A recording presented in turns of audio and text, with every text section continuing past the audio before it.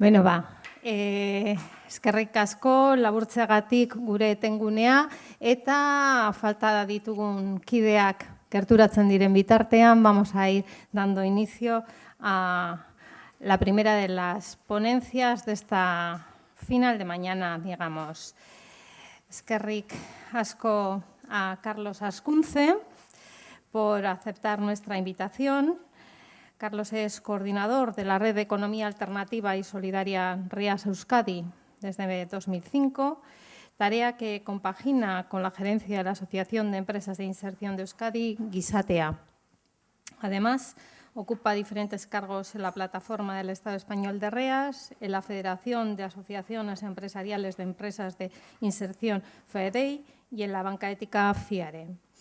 Con anterioridad, trabajó durante más de 10 años en el Instituto de Estudios sobre Desarrollo y Cooperación Internacional, EGOA. Ha hecho muchas más cosas, pero como yo también me tengo que aplicar lo de la premura y de la recuperación del tiempo, voy a ir directa a presentar lo que le hemos pedido a Carlos que nos ayude, que es a dar y andar mientras abrimos un nuevo camino. Empleo e inclusión social, dilemas y alternativas. Aurrera, Carlos. Eskerrik asko, Gotzone. Eskerrik asko, gracias por la invitación, especialmente a Saber Ayerdi y a ti, Gotzone Sagardui, por la cercanía personal, pero también por la invitación que supone el que esté aquí representando a redes diversas, plurales, pero que trabajan en el ámbito de la intervención social, porque yo creo que es importante también que exista este diálogo, ¿no?, entre lo que es más el ámbito de la academia, la investigación, con el de la institución y la gestión de políticas públicas y también con el de las organizaciones sociales. Lo que voy a plantear yo es algo bastante sencillo, tiene dos partes, unas son dilemas y otras son alternativas. Con dilemas lo que quiero plantear son algunos dilemas relacionados con las características actuales y las tendencias que el empleo como categoría social y económica está mostrando. Hay algunas cosas que seguramente ya están dichas por parte de Luis o por parte de Begoña. Pero quiero resaltar eso porque me parece que es importante partir de ese análisis para comprender las posibilidades reales y las dificultades que la activación laboral tiene como política de inclusión social. Es decir, no podemos omitir el contexto en el que queremos insertar laboralmente, incluir socialmente a determinadas personas.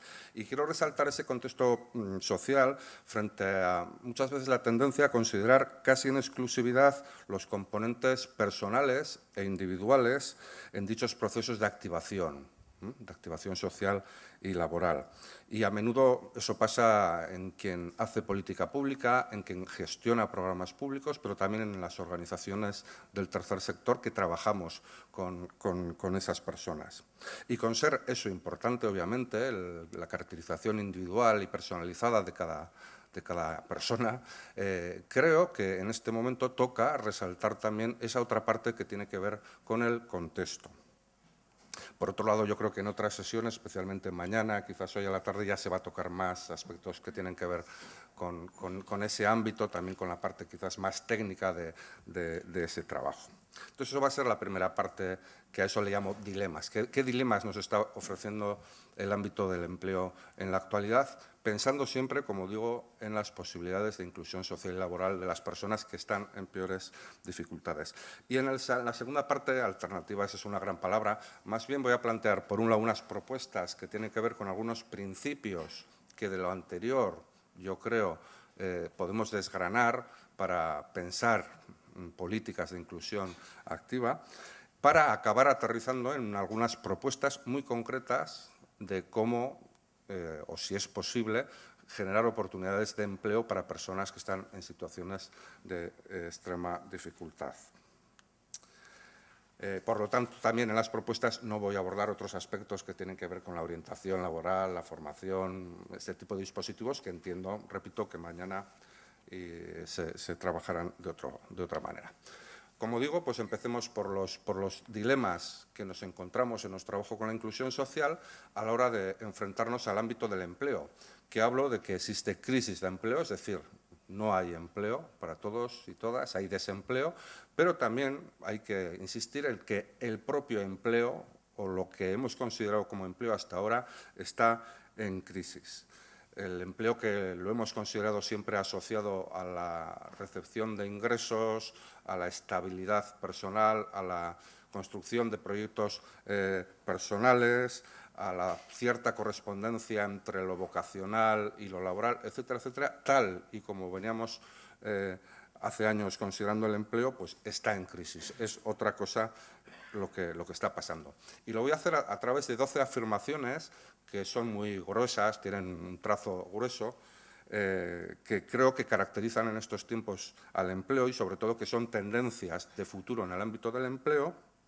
Y lo voy a poner, como yo no soy científico, al menos de la forma que lo son otros y otras, lo voy a poner simplemente acompañado de algunas noticias que salen en los medios de comunicación y que respaldarían de alguna forma eso. Es decir, no tiene mayor valor científico, no es como el trabajo concienzudo de Luis, ¿verdad? Pero bueno, me sirve sobre todo porque quiero resaltar los aspectos más políticos. También os diré que he cogido noticias de variados medios de comunicación para que no haya ningún tipo de acusación de ser tendencioso. Bueno, la principal característica, bueno, ya se ha dicho, pero hay que repetirlo, del ámbito laboral actual es el de la precariedad.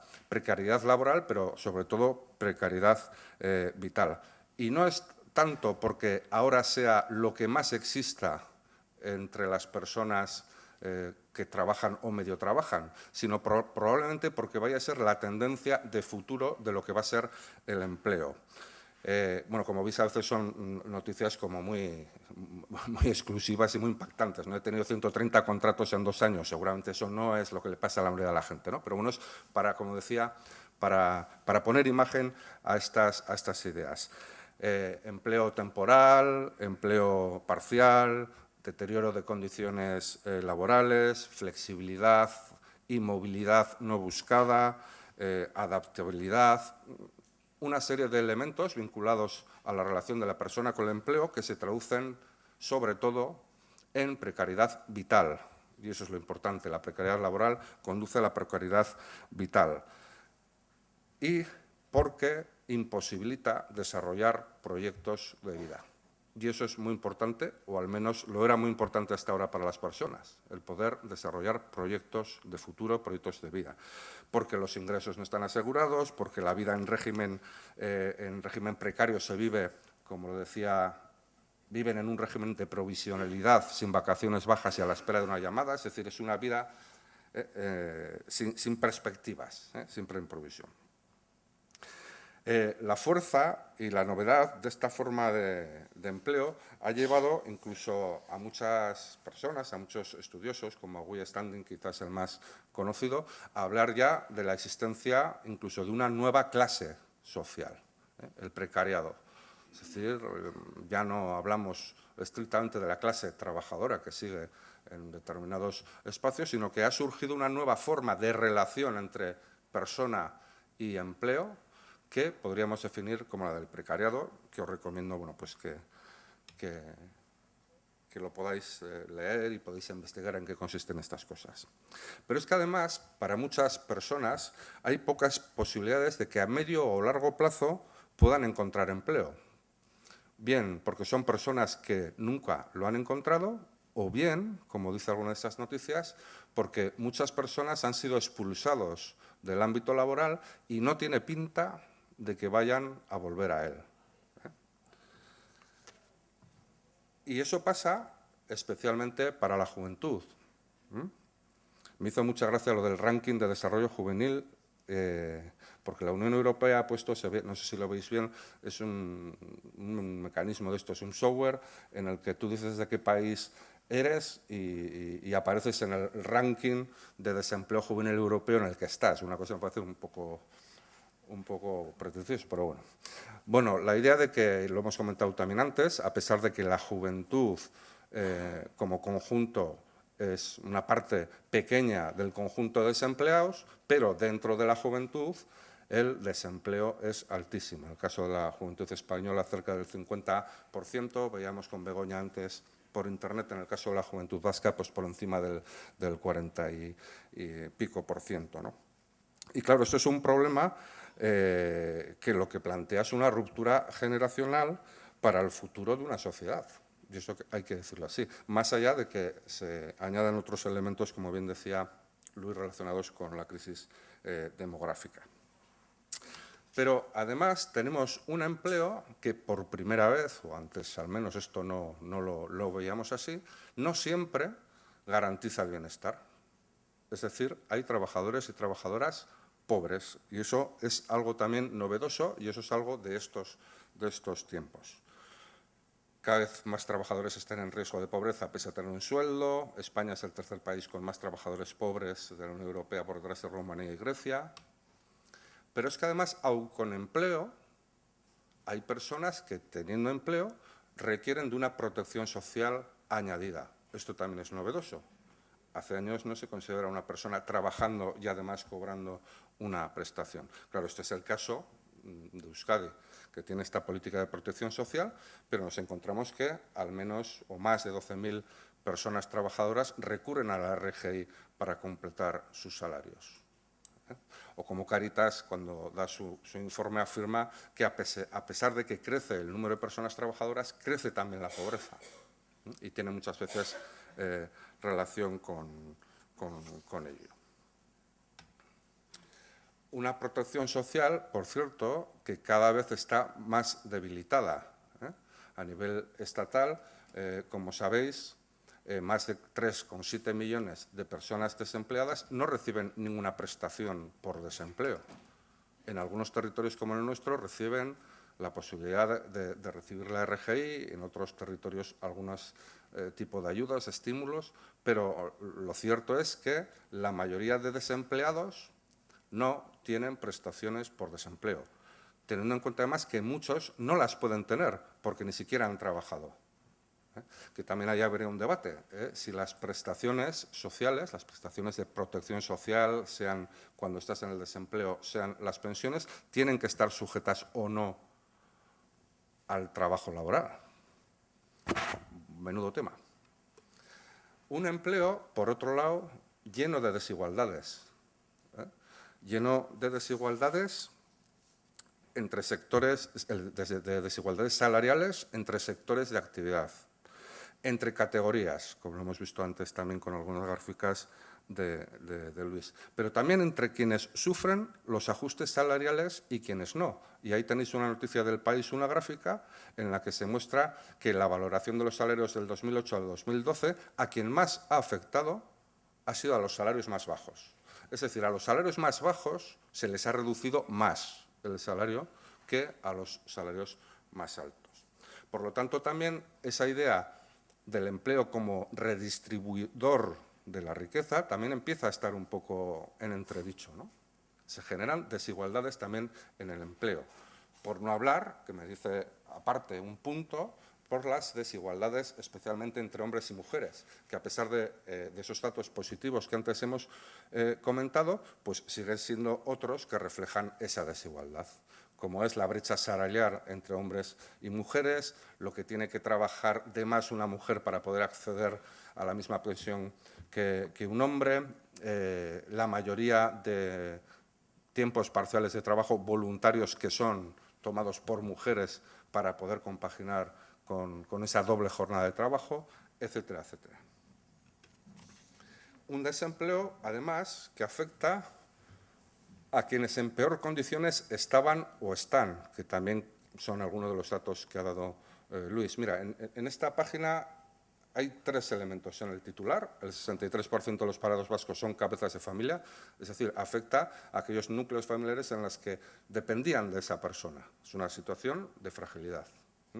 Por otro lado, dice más abajo el consejero de Empleo, dice que la recesión ha golpeado con mucho mayor dureza la parte más baja de la escala salarial, lo que estábamos diciendo eso, a los más pobres o a los más precarios o a los que están en peores condiciones, incluso en el ámbito del trabajo, les afecta más. Y ahí a la derecha, Cáritas, que dice la pobreza se cronifica en Álava y se ceba con las mujeres. Desempleo que afecta, por lo tanto, más a quienes en peores condiciones están. empleo finito, ¿no? Ahí hay un par de noticias. Bueno, la primera es un reportaje en que habla cajeras, empleados de gasolinera, telefonistas, trabajadores de imprenta, dependientes de tiendas de disco, lectores de electricidad, empleos que están desapareciendo, empleos muchas veces que eran una opción de ocupación para personas de baja cualificación con la que trabajan nuestras entidades. Pero la siguiente noticia, que es de la semana pasada, es la más definitiva. Dice, una fábrica china sustituye el 90% de personal por robots y triplica la producción. ¿Qué está indicando esto? Por cierto, todas las noticias, menos una, son de este año, del 2015. Pues que estamos probablemente entre un empleo o una concepción del empleo de carácter finito. Y como sabéis, hay quienes ya han teorizado esto con el fin del trabajo, la sociedad del coste marginal cero, etcétera, etcétera, y que también pues, señalaba antes Begoña. Una sociedad, curiosamente, que ha valorizado y monetarizado unos trabajos y no otros, a los cuales ha condenado en parte a la precariedad, si están en el ámbito económico, y mayormente a la invisibilidad. Es decir, faltará empleo, pero trabajo sobra. Y lo decía también Begoña. Yo creo que este es un gráfico muy interesante para entender desde la crítica de la economía feminista, pues la crítica que se hace al ámbito del empleo, de la economía y del trabajo, ¿no? Cómo esa parte que consideramos economía, que consideramos empleo, es esa pequeña parte del iceberg, que es lo que se ve, es lo público, lo productivo, el mercado, la calle, lo visible, y que, sin embargo, se sustenta en otra parte muchísimo más grande que tiene que ver con las tareas asociadas a la reproducción y a la sostenibilidad de la vida, de los cuidados que además se dan en el terreno privado, reproductivo, en la comunidad, en la casa, es invisible y que, obviamente, por eso viene la crítica de la economía feminista, son realizados mayormente, casi exclusivamente, por mujeres. Y es curioso porque es increíblemente que tengan que ver con aquellos trabajos que son los que permiten que pueda salir ese iceberg por arriba. Sin esa parte de trabajo, de cuidados, de reproducción de la vida, de reproducción social, sería imposible mantener lo anterior. Bueno, pues esto es otro elemento que tiene en nuestro ámbito del empleo y del trabajo. Y hablando de la sostenibilidad de la vida, me he dejado un punto y al oír la compañera de Cáritas Guipúzcoa tiene toda razón. Claro, también tenemos un empleo que, aparte de no preocuparse por la sostenibilidad de la vida en estos aspectos de los cuidados, tampoco lo hace en el sentido de la sostenibilidad de la vida desde el punto de vista ambiental, porque tenemos un empleo que se basa básicamente o en el productivismo o en el consumismo. Ambas cuestiones que normalmente no suelen tener cuidado con el medio ambiente. Y ya vamos acabando con la última, un poco ya más. El empleo no tiene o no da la felicidad. Es curioso porque yo siempre suelo ver unas encuestas que hace Adecco, el cacharro la multinacional o como que hace de todo, digo. Igual hay alguien aquí que... Y hace todos los años una encuesta sobre la felicidad de las personas trabajadoras y mayormente la gente suele contestar que sí, suelen dar cifras de un 80, suelen bajar en los últimos años un poco. Lo que pasa es que yo creo que los trabajadores dicen sentirse felices, o lo son, normalmente en tanto poseedores de un bien escaso, es decir, tienen trabajo, y en cuanto a poseedores de un bien escaso que es tengo un salario.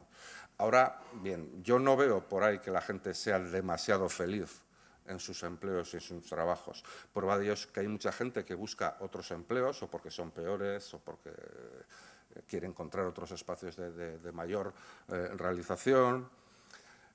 Hay montones de conflictos personales, mentales, incluso de salud mental, asociados al ámbito del trabajo. Y no sé, pues aquellas ideas fuerza que quizás en los años 60, 70 había de pues, la utilidad social de mi trabajo, el deber del trabajo como imperativo moral y del trabajo bien hecho, la autorrealización, la conciliación entre el ocio y el trabajo, pues son elementos que yo creo que cada vez están más en crisis. Y muchas veces el ámbito laboral lo que es fuente de infelicidades, insatisfacciones que derivan muchas veces incluso como decía, en patologías mentales. Pues también hay que plantearse esto, no solo elementos, digamos, económicos, políticos, sociales, sino también elementos que tienen que ver con cómo queremos vivir en la sociedad y qué queremos hacer con el tiempo y con nuestras vidas. Bueno, en fin, podría haber muchos más, pero todos estos rasgos, ya he dicho, con trazos muy gruesos y de carácter muy político, me sirven para plantear tres elementos claves. Uno, que la crisis del empleo, como parte de las crisis del sistema capitalista, es decir, no se puede comprender la crisis del empleo sin comprender lo que está pasando en el sistema capitalista, sea en el ámbito de la globalización, como decía el compañero, o sea, en las continuas regulaciones que el propio sistema está realizando, ¿no? Tanto en el ámbito de la economía real como en el ámbito de la economía financiera, etcétera. Porque si no, a ver quién puede entender que si la nueva crisis que puede surgir en China puede arrastrar una crisis financiera a nivel mundial y eso va a hacer que repercuta en el desempleo en nuestras sociedades. Bueno, pues el desempleo forma parte de la propia crisis del sistema capitalista. La forma de empleo que conocemos y especialmente la tendencia en la forma de empleo que estamos viendo en el modelo capitalista actual tiene una desigualdad inherente. Lo hemos visto con algunos datos de antes, lo hemos visto con algunos datos de Luis. El empleo en el sistema que tenemos está lleno de desigualdades e incluso produce desigualdades. Y demos un paso más. El desempleo, al igual que, por cierto, la pobreza o la exclusión, es un problema eminentemente social. Es un problema social, es un problema colectivo. No es un problema centrado en personas concretas e individuales. Entenderme que sí que lo es y que sí que hay que trabajar, y además eso es lo que defendemos desde el tercer sector, con las personas individualizadamente, como lo diré después. Pero no podemos tener unas armas frente a un enemigo que es mucho más grande y es mucho diferente que a los problemas que tienen las personas. Yo creo que esto es importante para poder analizar, para comprender para optar qué tipos de políticas, qué tipos de prioridades tendría que desarrollar en el ámbito de empleo y con esas prioridades poder también actuar a través de acciones concretas. Hasta ahí esta primera parte. Y de esto ya nos pasamos, o teniendo como telón de fondo esta primera parte, nos pasamos a ver qué propuestas y alternativas podemos hacer en relación al empleo y la inclusión social, teniendo, como digo, ese telón de fondo detrás de esa caracterización que he hecho del empleo.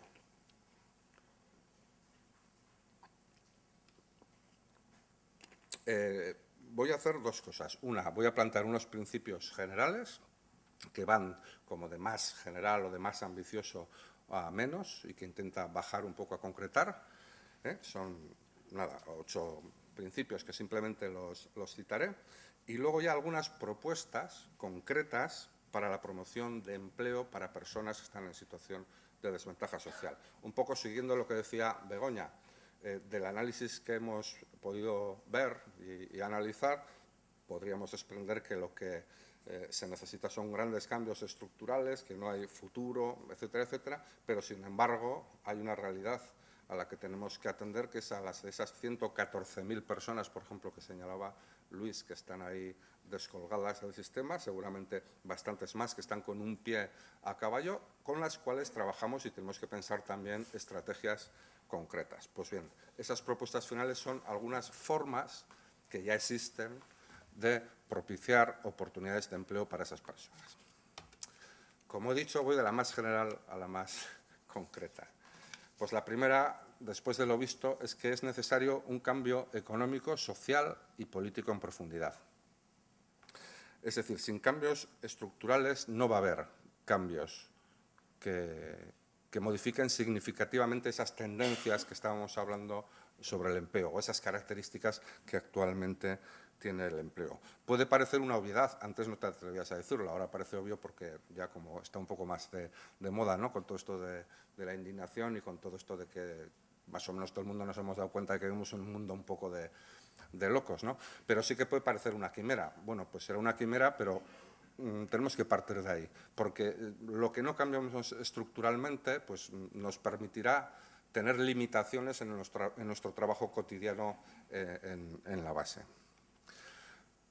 Otra segunda, que todavía se sitúa en un tema muy general, sería que hay que replantear el sentido de los trabajos, del empleo, las condiciones laborales en nuestra sociedad y hablar de temas como la propiedad, las relaciones laborales, el salario mínimo interpersonal, mínimo interprofesional, el salario máximo, el acceso, los tiempos. Es decir, si el trabajo y el empleo están en transformación, debiéramos acometer un replanteamiento serio de todos los elementos relacionados con el empleo. Vayamos bajando. Como hemos dicho antes, respuestas colectivas a problemas colectivos, ¿no? Muchas de esas propuestas de reparto del empleo, de reparto de trabajo, etcétera, ponen el énfasis no tanto en las dificultades que tiene una persona de encontrar empleo, sino en el hecho de que no existe empleo, organicémonos colectivamente para ver cómo podemos beneficiarnos todos de la mejor forma posible del empleo existente y del sistema de protección social que construyamos colectivamente. Seguida a esta idea, pues actuar sobre los contextos, no solo sobre las personas. Y aquí yo creo que es muy importante en las políticas, en las políticas activas de empleo, que se haga tanto un trabajo con las personas desempleadas, de orientación, formación, etcétera, como que se actúe sobre los contextos susceptibles de generar oportunidades de empleo, etcétera, etcétera. Como decía, aun en estos contextos adversos sigue siendo necesario trabajar itinerarios personalizados, porque no todas las personas ni parten ni están en la misma situación a la hora de enfrentarse a la inclusión social, a la búsqueda de empleo, etcétera, etcétera. Y aquí, por cierto, pues romper una lanza en favor del tercer sector de intervención social, que lo sabe bien y que su valor añadido creo que está en el trabajo de desarrollo de estos itinerarios personalizados con esos colectivos que tienen especiales dificultades de acceso al empleo. Una sexta idea, la garantía de ingresos como derecho y como objetivo. Es decir, el empleo no es el objetivo. El empleo es que las personas tengan unos recursos mínimos que les permitan sobrevivir en la sociedad. Y el empleo es un medio, sobre todo viéndolo, como hemos visto antes, con las características que tiene. Por eso pongo también esa foto de la campaña que hicimos muchas organizaciones y que contó con el concurso de todos los grupos políticos, menos uno, en favor de la renta de garantía de ingresos, porque también lo señalaba Luis, ha hecho y sigue haciendo que la pobreza no afecte como podría estar afectando en otros contextos si no existiese la RGI con esas 114.000 personas en un desempleo casi crónico. Más allá también de que yo opine que quizás sería el momento de repensar, reforzar, apuntalar bien este sistema de renta de garantía de ingresos, precisamente además cuando se nos mira desde muchas instituciones donde han entrado pues, nuevos movimientos políticos, se nos mira desde otras organizaciones políticas que miran en la renta de garantía de ingresos, o como se llame, con otras características, miran una política de acción social efectiva e importante. Cierro el paréntesis. Pero también garantizar el doble derecho que establece precisamente la ley. La ley dice garantía de ingresos e inclusión social. La RGI, pero también la inclusión social. Y ahí es donde creemos que se están haciendo pocas cosas, porque la inclusión social, como ya nos hemos hartado de decir hoy, va más allá del empleo, desde luego, pero también va más allá simplemente de cobrar 700 euros al mes. La inclusión social tiene que ver con la participación activa de las personas en la comunidad, con el acceso a servicios públicos de calidad, con elementos de empleo, de vivienda, etcétera. Bajando un poquito más, pues la necesidad de desarrollar políticas y prácticas de activación laboral como un eje complementario, lo comentaba antes alguna compañera, ¿no?, al resto de ámbitos de la inclusión social. Y ahí pues también resaltar la importancia de la relación entre los diferentes sistemas, entre las diferentes instituciones, etcétera. Bueno, esas serían como los 8 principios, habéis visto, desde el cambiar el mundo a, bueno, por lo menos plantear prácticas de activación laboral como un eje complementario y tal. Y ahora iba a algunas propuestas concretas para la promoción de empleo. Repito, como decía Begoña, yo, viendo todo lo anterior, me apunto a ese cambio estructural, me apunto a esas teorías del fin del trabajo, me apunto al reparto del trabajo, a la renta básica en sus diferentes modalidades, etcétera, etcétera, etcétera. Pero también sé que tenemos que trabajar, y especialmente a corto y medio plazo, con personas que están en especiales dificultades y que no tienen acceso al empleo. Pues ahí van 6 ámbitos de trabajo que ya existen, pero que es bueno.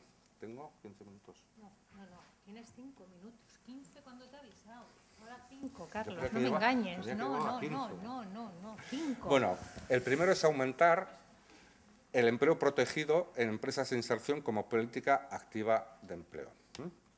La mayoría de quienes estáis aquí, y ya lo sabéis porque trabajáis en ello, pero las empresas de inserción compiten en el mercado como cualquier otra empresa, con los salarios propios del sector de actividad, no tienen convenio propio, pero tienen el objetivo de la inserción laboral de personas desempleadas con especiales dificultades. Son empresas donde no existe reparto de beneficios, están promovidas por entidades sin ánimo de lucro y en algún caso también por entidades públicas, para personas, como digo, con especiales dificultades. Son transitorias, una experiencia para una persona que puede estar un máximo de 3 años, donde realiza un itinerario personalizado de empleabilidad y que cuenta con una protección, por eso es empleo protegido, importante, que se traduce sobre todo en ayudas a los puestos de trabajo. No voy a entrar en un tema interesantísimo que ha sacado Begoña, que era, bueno, si muchas veces en estos ámbitos del empleo protegido no estamos en sectores de actividad que ya de por sí están precarizados en el mercado ordinario, con lo cual, pues a veces, bueno, pues no voy a ir ahí, pero ahí hay un debate fuerte. Bueno, en Euskadi existen unas 42 empresas, son datos de la memoria social del año pasado de la asociación, aunque ahí faltan otro par de empresas nuevas. Trabajan unas 975 personas, de las cuales más del 60% son personas en inserción, aunque como veréis los puestos, es decir, la jornada completa, pues se reduciría. O sea, hay más personas, pero están a tiempo parcial. En realidad hay 575 puestos de trabajo y son 351 los de inserción.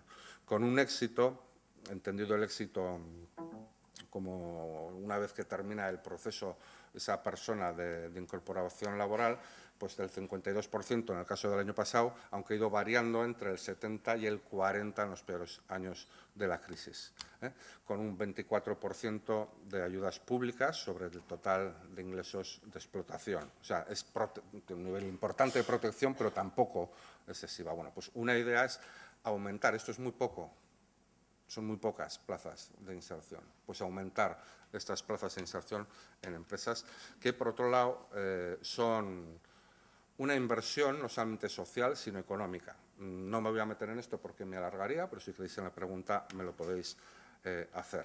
O sea, nuestra teoría es que ahorra a la Administración tener a personas trabajando en empresas de inserción que teniéndolas en el desempleo, cobrando la renta de garantía de ingresos y teniendo otro tipo de prestaciones sociales. No lo voy a hacer claro. La segunda idea es que las instituciones públicas pueden ser creadoras de empleo inclusivo. Yo, la verdad es que casi no lo conozco y tuve la oportunidad, coincidí también con Luis, que nos invitaron a un seminario en Donostia, a un debate sobre 3 propuestas. Una tenía que ver con la renta básica o la renta de garantía de ingresos, depende de las modalidades, otra con el reparto del empleo y otra con el trabajo garantizado. Trabajo garantizado ya es la que os confieso que nunca había oído hablar y ya luego buscando he encontrado estas noticias, ¿no?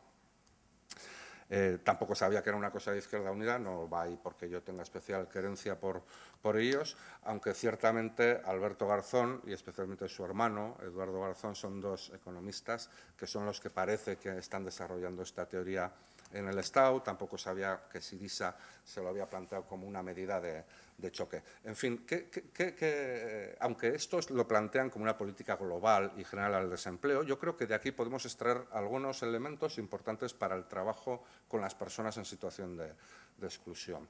Y lo que plantean es que, bueno, las instituciones deben garantizar un empleo a las personas que no lo hayan encontrado en el sector privado o público tradicional.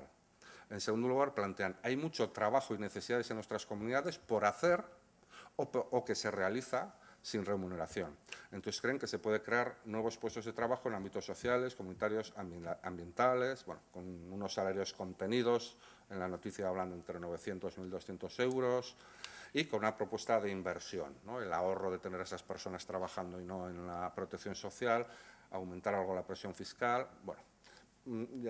Para que lo tengáis ahí como una idea que quizás para el ámbito de la inclusión social puede ser interesante. De alguna forma, los ausolanes en su día tienen algo que ver con eso, ¿no? Crear determinados empleos o poner en marcha determinados trabajos para desempleados en situación de exclusión.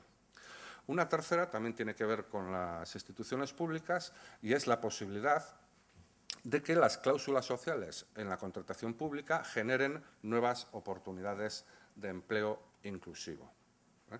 Cláusulas sociales tenemos bastante trabajado en Reas en Guisate, ahí por ejemplo aparecen dos manuales que tenemos, hemos asesorado a muchas instituciones. Bueno, se trata de incluir aspectos de política social en los procesos de contratación pública y en lo que nos atañe, especialmente lo que tiene que ver con la promoción de empleo para personas en situación o en riesgo de exclusión social. Doble objetivo, facilitar contratación pública para empresas de inserción. Segundo, ofrecer oportunidades de empleo para estas personas. ¿Qué posibilidades hay? Pues en el primer lugar, las instituciones públicas pueden hacer reservas de mercado, es decir, pueden reservar determinados contratos a empresas de inserción. Hasta ahora solo lo podían hacer a través de contratos menores y procedimientos negociados. Pero en breve, es una ley que acaba de aprobar el Gobierno español en julio y que se espera que se publique en el Boletín Oficial este mes, se va a poder hacer sin límite económico alguno, como ya se podía hacer hasta ahora con los centros especiales de empleo de personas con discapacidad.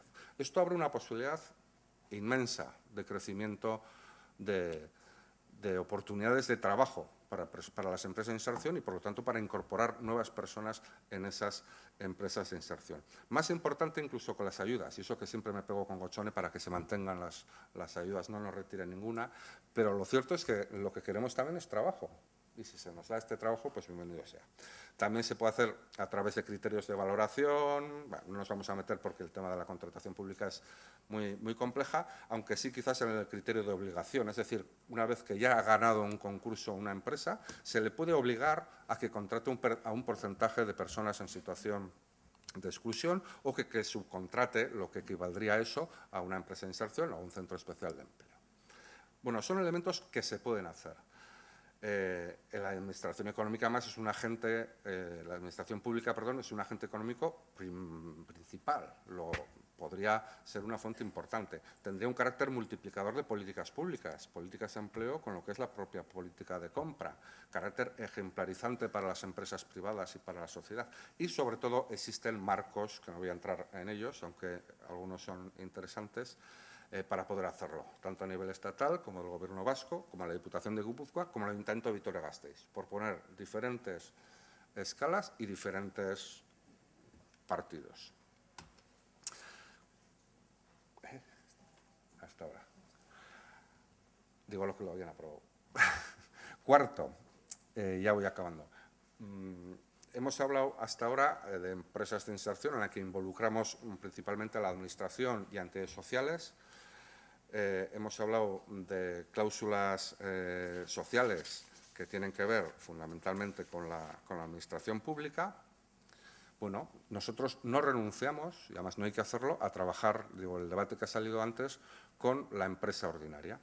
Y ahí, de menos ambicioso a más ambicioso y de menos compromiso empresarial a más compromiso empresarial, sí se nos ocurren algunas líneas, por dificultosas que sean. Claro, en la más baja estaría, bueno, el apoyo público a través de las bonificaciones para la contratación, personas en exclusión, que en algunos momentos de la última legislatura desaparecieron, ahora parece que van a volver a aparecer. En la nueva ley que os comento que se ha aprobado en julio y que aparece en agosto, va a haber bonificaciones para aquellas empresas que contraten a personas provenientes de empresas de inserción, algo que llevamos tiempo reclamando las empresas. Bueno, ese es un nivel, ¿no? Pues que hay algún estímulo para que las empresas puedan contratar a este tipo de personas. Un nivel un poquito más alto sería el del apoyo a la transición laboral, que en el terreno de la discapacidad se llama empleo con apoyo. Eso no lo utilizamos tanto en nuestro ámbito de la inclusión social. Es decir, cómo acompañar a las personas en el puesto de trabajo en una empresa ordinaria. Algo que facilite la confianza de la empresa y algo que facilite la confianza de esa persona que se incorpora. Bueno, es también una cosa interesante que ahora no tenemos. Uno de los problemas que muchas veces tenemos las empresas de inserción a la hora de plantear el tránsito a la empresa ordinaria, pero bueno, sigue siendo con un compromiso de la empresa, pero también con cierto apoyo institucional. Si seguimos con mayor ambición, pues bueno, queda dicho muy quiméricamente y de forma muy grande, pero en realidad es que la inserción laboral sea un área de responsabilidad social empresarial.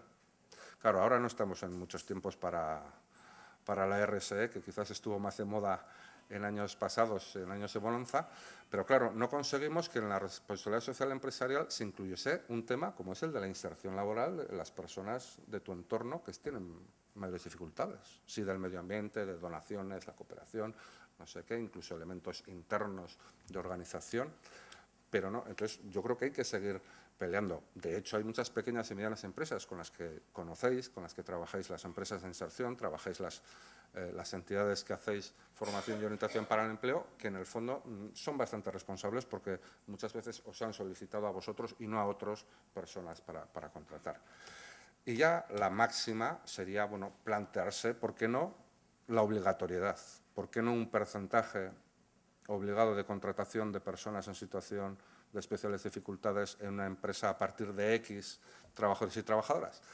Similar a la LISMI que se plantea con las discapacidades. Yo no lo tengo muy claro, primero porque la LISMI no se cumple, la mayoría de las empresas no lo hacen y no pasa nada, pero quizás porque la discapacidad tiene un elemento de permanencia en el tiempo. Una persona es discapacitada y además tiene unos grados en todo el tiempo. Sin embargo, nosotros no creemos en discapacitados sociales. Creemos que hay personas que en determinadas coyunturas, en determinados momentos de su vida, sufren la exclusión social, pero que probablemente con empleo, con otros apoyos, dejarán de serlo, ¿no? Entonces, se plantea diferente. Pero en cualquier caso, la idea esa de cierta obligación de contratación a mí no me parecería mal. Instituciones públicas y entidades sociales, instituciones públicas otra vez, empresas, pues empresas, dirigiémonos también a las más cercanas, porque a ver si estamos aquí queriendo que sean responsables socialmente las empresas en general y no lo hacemos con nuestros primos hermanos, ¿no? Entonces, en el ámbito de la economía social está el mundo del cooperativismo, está el mundo de las sociedades laborales, está el mundo de REAS, que camina entre la inserción, pero también entre otros elementos de creación de economías alternativas, y están el AVE y Gisatea, que son dos agrupaciones empresariales de empleo protegido, en el caso del AVE, de protegido con discapacidad, y de Gisatea, de personas en situación de exclusión social. Este mismo año, en marzo, hemos creado además una plataforma jurídicamente, que la presentamos públicamente, que es EGES, la red de la economía social vasca, y nos planteamos muchas líneas de trabajo, pero al menos desde esta perspectiva nos planteamos dos elementos. ¿Es posible incorporar personas en inserción en empresas de economía social? Y nos referimos sobre todo a cooperativas sociales laborales, claro. Esto sería muy importante y, como digo, teóricamente sería más fácil trabajar con estas empresas que compartimos cierta filosofía que con las empresas en general que puedes tener una mayor lejanía, ¿no?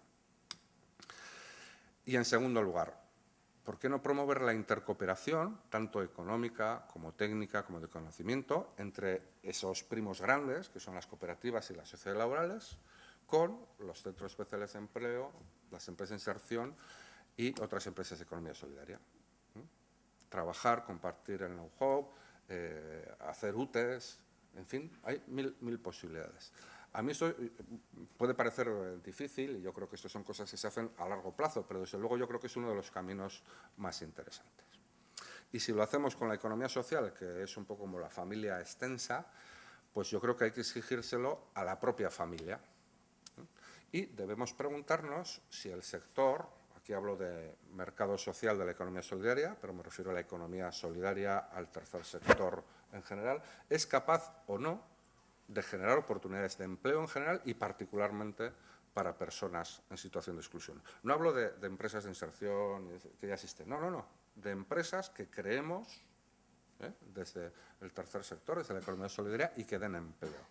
Bueno, el mercado social, en ese sentido, es un impulso que estamos haciendo desde REAS por ver en qué medida se puede ir articulando esa red de producción, distribución, financiación y consumo con criterios pues, éticos, solidarios, democráticos, ecológicos, etcétera, construida pues, por empresas de la economía solidaria, pero también por consumidores tanto individuales y colectivos que estén dispuestos a tener ese valor añadido en la adquisición de esos servicios y productos. Y además es un mercado que no tiene como finalidad el ánimo de lucro, sino crear solidaridad, crear economía diferente, crear sostenibilidad. Y ya con esto acabo. Claro, cuando yo digo estas cosas la gente mira como diciendo, buah, pues vais a crear empleo. Bueno, en los últimos años se ha creado empleo, porque es algo que, bueno, entre que está un poco de moda, entre que cada vez hay más personas que quieren emprender en estos ámbitos y entre que cada vez hay más personas que tienen sensibilidad a la hora de comprar productos o servicios, pues va creciendo. Ahora, yo planteo que para que esto sea realmente algo importante y no testimonial, tiene que tener algunas condiciones, como que las empresas actuales realmente se fortalezcan, y especialmente en temas como de gestión, de innovación, donde no siempre damos el callo. Tiene que haber muchísimo trabajo de intercooperación, y no siempre es fácil que intercooperemos ni siquiera entre nosotros.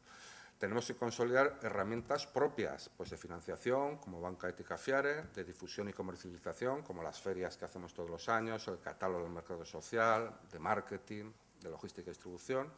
Y, sobre todo, tenemos que contar con la agregación ciudadana. Tenemos que tener miles y miles de ciudadanos y ciudadanas y organizaciones e instituciones públicas que quieran hacer un consumo de valor añadido y elegir a estas empresas, a estos productos y servicios, por lo que son y representan. Y, como no, pues también algo de apoyo público para el impulso inicial.